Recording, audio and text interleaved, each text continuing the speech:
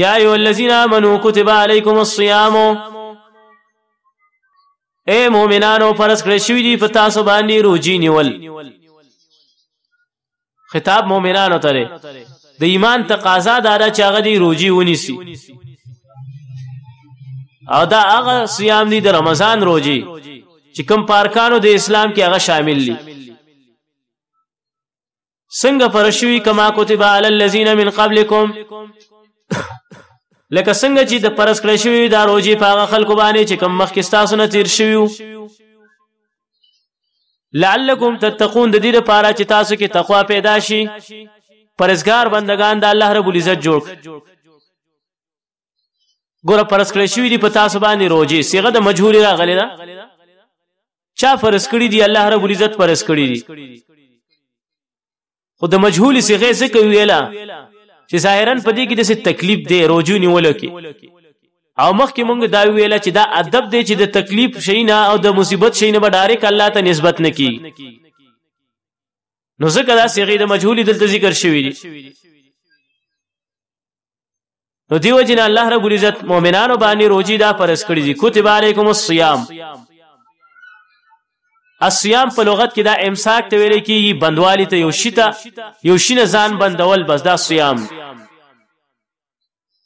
او په اصطلاح د شریعت کې روزه ویل کېږي الامساک عن الطعام والشراب والجماع، ځان بندول د خوراک څښاک نه او د خپل اهل نه د ملاوېدلو نه، او علم ساتل په دې خبره باندې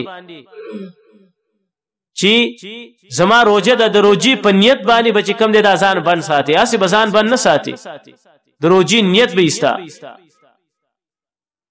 او د هغې دا ټیم شروع کېږي په شریعت کې من طلوع الفجر الى غروب الشمس، د سبا راختل نه تر نور د پرېوتلو پورې.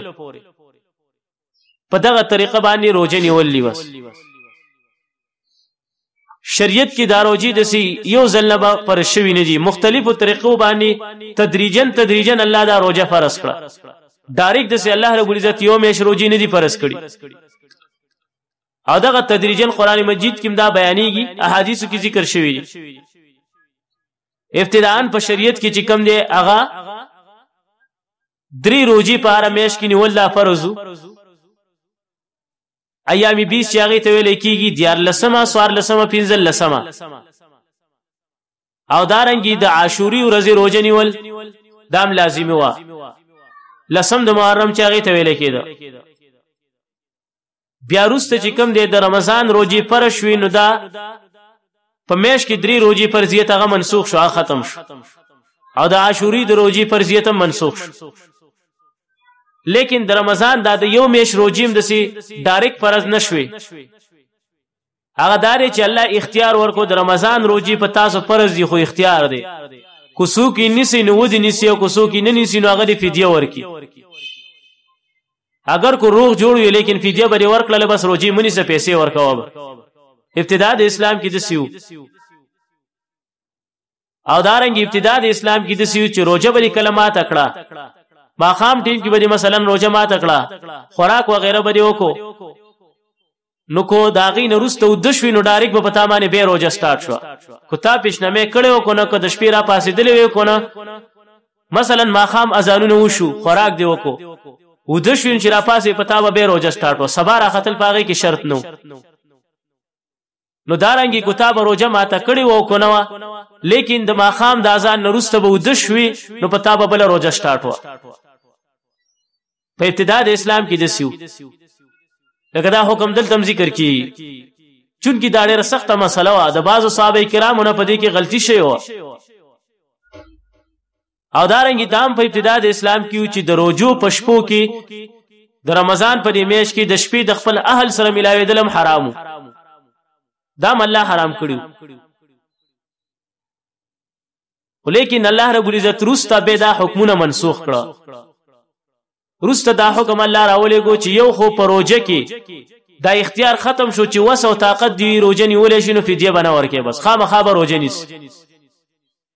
دا حکم هم الله رب العزت منسوخ کو چې روزه دې ماته کړه اوده به شوي، بله روزه به در باندې شروع کېدله. نه، روزه چې دې کله ماته کړه د سبا د راختلو پورې که ته اوده شوې او که نور اوده شوې، نو پتا باندې روزه نه سٹارټيږي کله چې سبا راوخته نو به بدر باندې بل روزه سٹارټيږي نو دا حکم الله منسوخ کو چې د روزي په دوران کې د روزي په میش کې د شپې خپل اهل سره ملاوېدل شي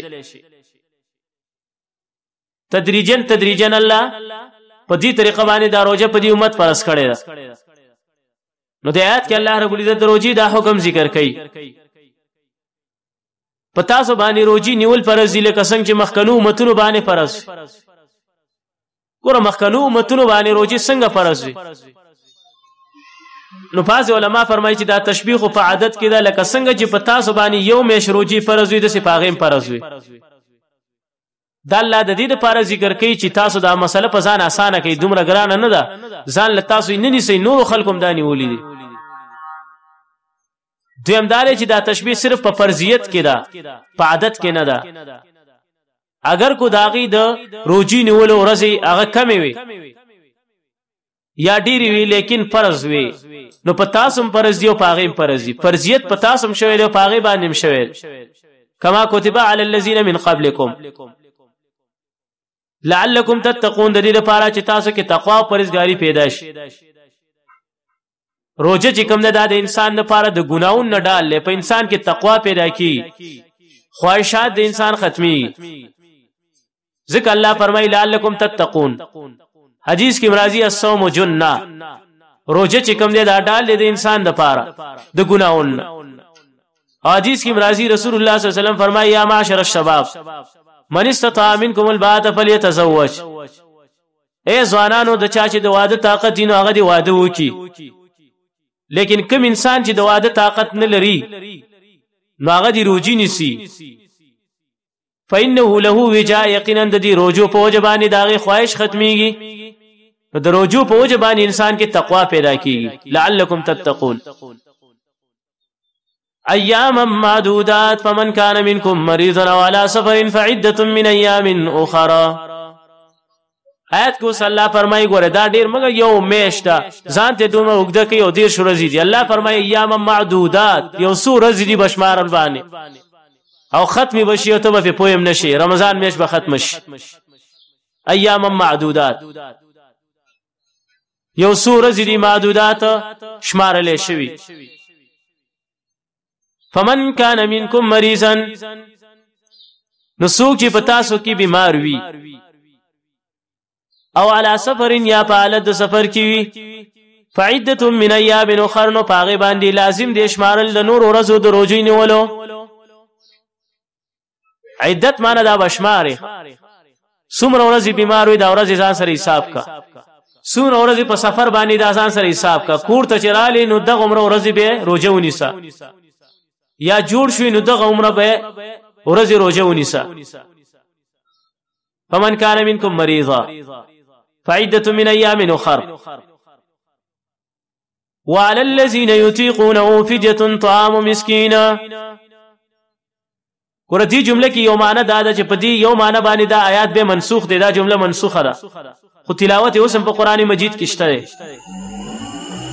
وعلى الذين وفاغ خلق باندې يطيقونه چې طاقت دروجي لري لیکن روزه نه نیسي فدیه طعام مسکین لازم د پاغي باندې فدیه ورکول طعام مسکین ته خوراک مسکین ته ورکول مونږ ویل چې په ابتدا د اسلام کې دا اجازه وو چې اولی روزي فرض شوي چستا خو خدا روزه نیسی وکنا ته مسکین ته روټي ورکې کو مسکین ته روټي ورکې نو روزه نیول پتا باندې ضروری نه ده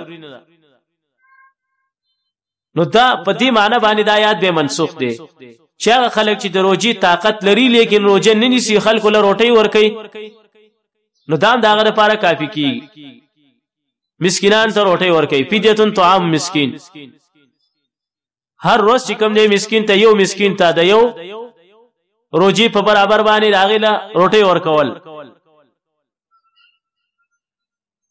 بل معنا په دې آیات کې علماء دا کړي چې پاغه معنا باندې د آیات به منسوخ نه دي چې دا آیات اصل کې د بوډاګانو د پاره دي او دارنګي دا هغه خلکو د پاره دي چې کومه حامله زنانه یو دارنګي یا هغه بیماران وي چې هغه له روزه نیول تکلیف ورکي تکلیف روزه نیول شي لیکن تکلیف ولا ورکي نو د هغې دپاره فدیه ورکول به لازمي دي.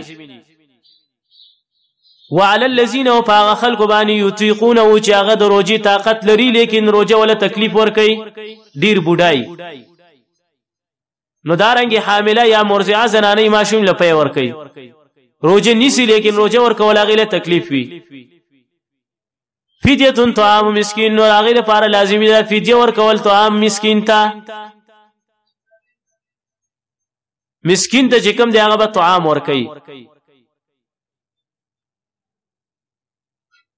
علماء فرمایي چې دا هغه انسان چې هغه بیمار وي دسي چې هغه د بیماری د جوړېدلو یقین نه وي. بیماری نه دوه قسم دي کنه بعضی بیماری دسي چې هغه موقتا وي سو وخت پورې دوايي خوري استا امید دای چې زبا جوړ شمه نو په دې حالت کې ته به د روزو فدیه نشي ورکوله. بعضی بیمار دسي دي چې هغه نه جوړيږي مثلا هغه د زړه بیمار دی یا دارنګي دسی بیمار دی چې هغه د ګردو دی هغه ګردیم بیٹی کیږي نه او یا دسی بیمار دی چې بوډا دی بیرته واپس ځواني ناراضي نو په داسې حالت کې به فدیه ورکول شي. هر بیمار فدیه نشي ورکول. وعلى الذين يطيقون فدية طعام مسكين خوراک بس مسکین ته ورکول پکار دي. بعض علما فرمایي یو ټیم طعام ورکول پکار دي. د بعض علما رائے دار چې نه دو ټیمه خوراک بوله ورکه بس دومره خوراک چې کوم انسان د خپل عرب مطابق په خپل پاغي باندې مړیږي چې هغه ته اصل کې به د سرسایا کم مقدار چې خلکو لګولې اتیا یا لسکم سل یا سل پورې دومره پیسې ورکه بس چې انسان داغي خوراک پاغي باندې راځي. فمن تطوع خيرا فهو خير له فمن تطوع خيرا نو کم انسان چې په خوشاله باندې یو نیک عمل وکړو تطوع اصل کې نفلی عبادت ته ویل کیږي. نفل عبادت چې سړی کوي هم په مینه او محبت یې کوي کنه پتا خو فرض نه دي چې مینه دي نه خو می کوه کنه نو ځکه نفل ته تطوع ویل کیږي. او فرضي عبادت کو زړه خوشاله کو خپي خامخابه کې کوي نه کې الله دې جهنم ته گزاري او پتا فرض دي خامخا ذکر الله فرمای فمن تطوع خيرا هغه چا چې زیتیو کو سه یو نیک عمل نو دا به داغه لپاره بهتر وي. ور فمن تطوع خيرا دا وعلى الذين يطيقون ورست راوړو نو علما فرمای د دې مطلب دا دی ګوره چې د خیر عملو کې دا ډیره بهتره ده معنی دار چې روزه مونږ سو خیر د مسکین غریب له خوراک هم ورککن الله دې مال درکړي دولت درکړي روجی دی په روجو کې په غریبانو باندې خوراکونه کوا. حدیث کې راځي رسول الله صلی الله علیه وسلم فرمایي کوم انسان چې روزدار سړي له خوراک ورکو د دې لکه د چې دا روزه په خپل باندې نیولې د دې پوره روزي اجر دی انسان ته ملاوي او به پاغي باندې اوس کلی یو ګټو به د ثواب دی لکه د چې په خپل دا روزه نیولې. نو د دې وجنه په رمضان کې خیر دی روزه مونږ سو فدیه مسکین ته ورکا اوس د الله درکړو مسکین له خوراک ورکا. فمن تطوع خيرا فهو خير له زیتی یو نیک عمل چاو کو دا به هغه لپاره بهتر وي. وان تصوموا خير لكم او کروجنی سینو دا بستاسو لپاره ډیر بهتر وي. وان تصوموا خير لكم قرآن تصوموا مخکې الله اجازت ورکو چې کروجن ننی سي یو دارنګي فدیه ورکوي اگر کو روغي وي نو دا خو جایز لیکن اوس الله ترغیب ورکوي روزي نیولو ته چې روزه ونیسي روزه نیول ستاسو لپاره ډیر بهتر دي فدیه مو ورکوي. په ابتداء اسلام کې چې کوم حکم وان تصوموا خير لكم او روزه نیسي تاسو دا روزه نیوله دا ستاسو د لپاره ډیر بهتر دي. یا بعض علما فرمایي چې وان تصوموا دا مطلق الله حکم کړی دی مطلق روزي نیول په هر ټیم کې ګوره دا ډیر بهتر کار دی مطلق روزي نیول. حدیث کی راضی رسول الله صلی الله علیه وسلم فرمایي کوم انسان چې د الله د رضا لپاره یو ورځ روزه ونیوله الله رب العزت به او یا کاله د جهنم نه لري کی او یا کاله. وان تصوموا خير لكم مطلق روزي نیول دا ډیر بهتر دي تاسو د لپاره. نورم ډیره فائدې علماء په دې روزو کې ذکر کړی دي. ان کنتم تعلمون کو چرته تاسو پوهیږئ ان کنتم تعلمون. ان کنتم تعلمون کی دی کی ترغیب دی العلم جزان کی علم پیدا کړي. د علم په وجه باندې انسان د نیکو اعمالو په فواید باندې پوهیږي او شوق او مینه او محبت الله رب عزت د دې د نیکو اعمالو سره پیدا کړي. ان کنتم تعلمون. ګوره ان کنتم تعلمون دا قید احترازی نه دی. الله فرمایي روزي ستاسو لپاره بهتر دي کو چرته پوهیږي. نو کو یو سړی نه پوهیږي او عالم نه نو هغه لپاره به روزي بهتر نه داغه لپاره بهتر دي. خو الله رب العزت دلته ترغیب ورکړي دی علم مادي یادولو ته د انسان لپاره چې انسان له پکار دي چې هغه ځان عالم جوړ کړي حتی الوسع. کوشش داو کی چې د الله د دین نه خبر شي، د حدیث نه خبر شي، د قران نه خبر شي، چې د الله رب العزت د دین د حکمتونو او رازونو داو پیژني. روزه الله ولی لازمی کړی دا او دارنګ نور زکات وغیرہ الله ولی لازمی کړی، نور د دین اعمال ولی لازمی کړی. دا الکیږي چې کله انسان کې علم پیدا شي. ان کنتم تعلمون. اوس ورپسې آیات کې الله رب العزت عظمت د قران ذکر کوي چې د دې قران عظمت د دې وجنه ذکر کوي چې دا په کوم میش کې نازل شوی دی. هغه میش مې عزتمند ده او دا هغه میش چې تعریف کی داغه کې روزي نیول داغه حکم مخ کې وشو. نو صلی الله فرمایي چې دغه میش کې د الله د قران عبادتونه او دارنګ د الله رب العزت